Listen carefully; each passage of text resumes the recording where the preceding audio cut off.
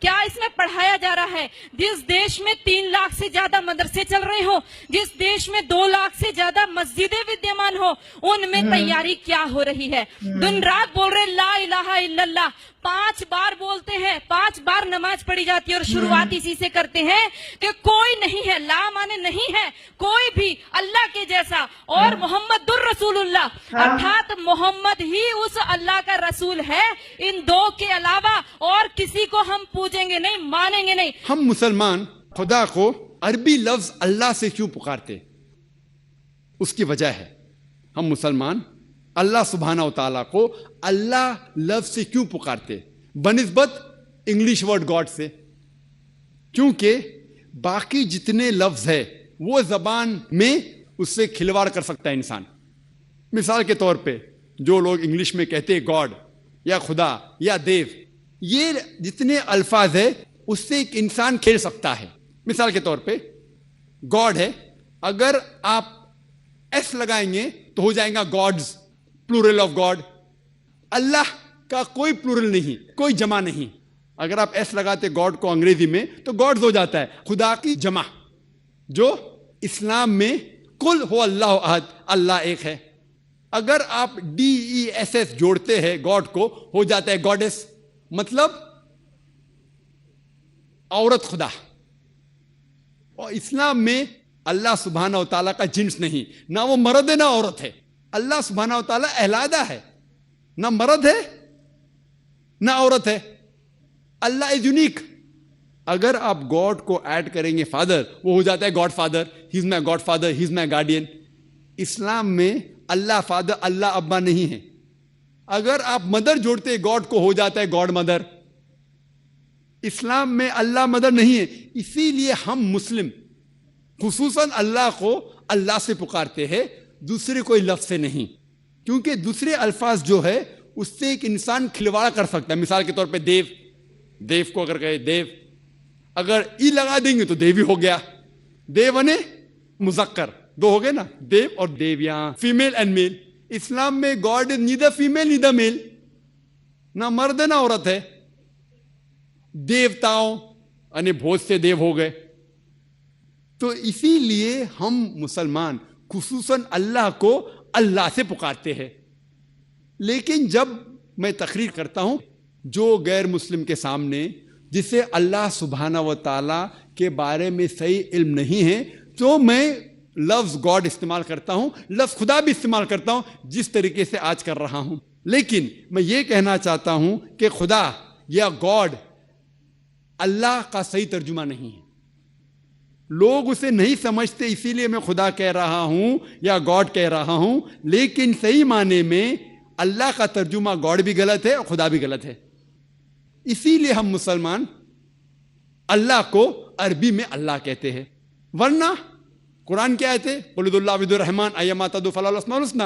آپ چاہے اللہ کو رحمان کہو یا اللہ کہو، اس سے کچھ بھی کہو، لیکن ایک اچھا نام دو۔ تو اس سے ہمیں پتہ چلتا ہے کہ اگر ہر انسان یہ مانے کہ ساری انسانیت کا خدا ایک ہے، رب ایک ہے، خالق ایک ہے، تو ہی ہم ایک بھائی چارہ، عالمی بھائی چارہ کے اوپر عمل کر سکتے ہیں۔ اور یہ عالمی بھائی چارہ کی بنیاد ہے فیتھ، اسے کہتے ہیں ایمان کا بھائی چارہ۔ اگر ہر انسان کو ایمان ہے کہ ہمارا رب ایک ہے، ہمارا خالق ایک ہے، ہمارا خدا ایک ہے، تو ہی ہم ایک عالمی بھائی چارہ کے اوپر عمل کر سکتے ہیں۔ اور یہ بھائی چارہ باقی سارے بھائی چاروں سے اونچا ہے، چاہے وہ خون کا بھائی چارہ ہو یا کوئی بھی بھائی چارہ ہو۔ اور یہ ایمان کا بھائی چارہ کہ رب ایک ہے، خالق ایک ہے، خدا ایک ہے اور اسی کی عبادت کرنا چاہیے، یہ بھائی چارہ صرف ہاریزونٹلی سارے دنیا میں نہیں پھیلتا، صرف دنیا کے لوگ جو جی رہے ہیں اس کے اندر نہیں، لیکن ورٹیکلی بھی، اوپر اور نیچے بھی، جو قوم جو انسان پہلے بھی آ چکے اس دنیا میں اور جو ہمارے بعد آئیں گے ان کو بھی سمیٹتا ہے۔ تو یہ عالمی بھائی چارہ جو ایمان کی بنیاد پہ ہے کہ خالق ایک ہے، رب ایک ہے اور اسی کی عبادت کرنا چاہیے، جسے کہتے ہیں توحید اسلام میں، وہ بھائی چارہ نہ ہی سارے انسان جو آج موجود ہے ان کو سمیٹتا ہے، لیکن جو انسان پہلے جو گزرے اور جو آئیں گے ان کو بھی سمیٹتا ہے.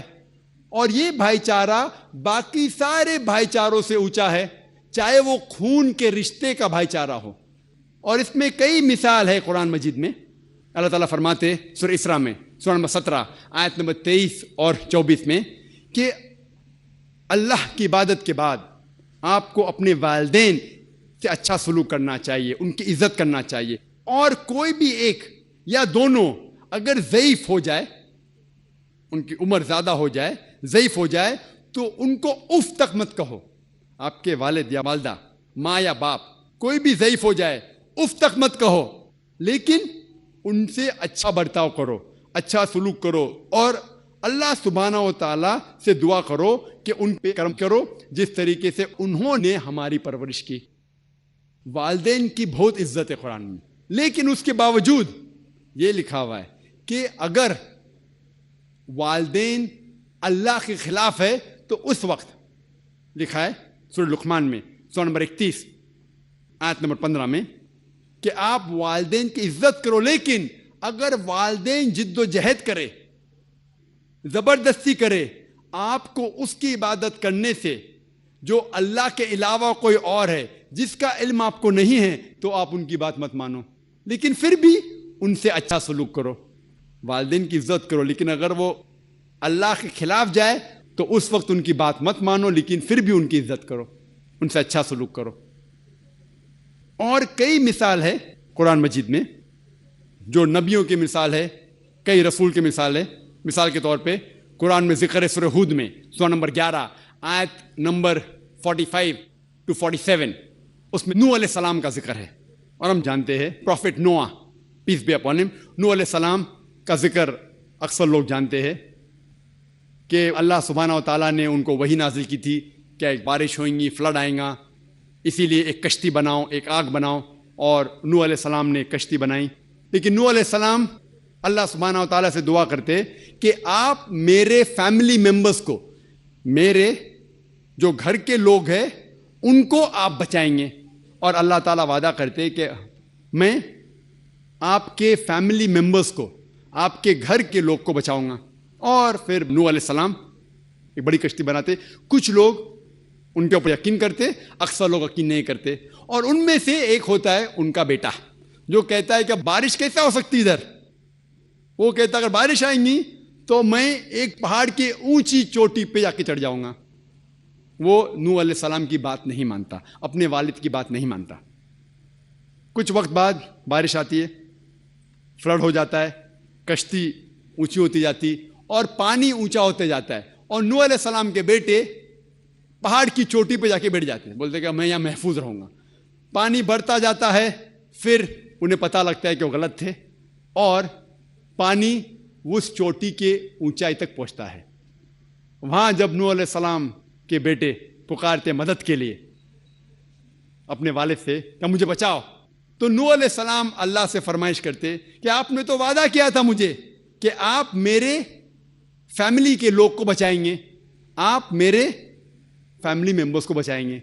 تو اللہ تعالیٰ آیت نازل کرتے ہیں کہ آپ کا بیٹا آپ کے فیملی میں سے نہیں ہے، آپ کا بیٹا آپ کا فیملی ممبر نہیں ہے.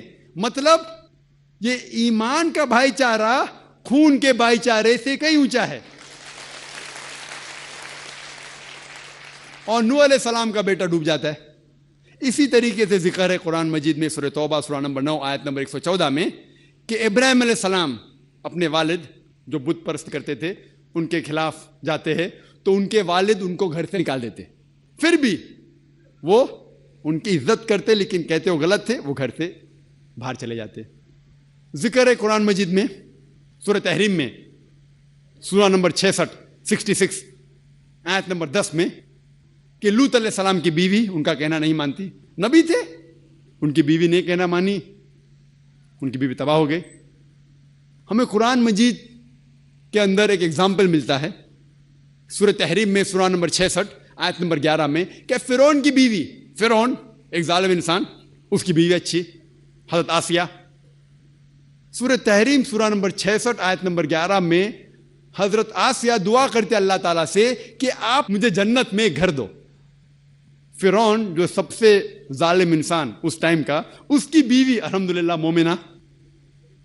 تو آپ دیکھیں گے کہ قرآن مجید میں کئی ایگزامپل دیے گئے ہیں.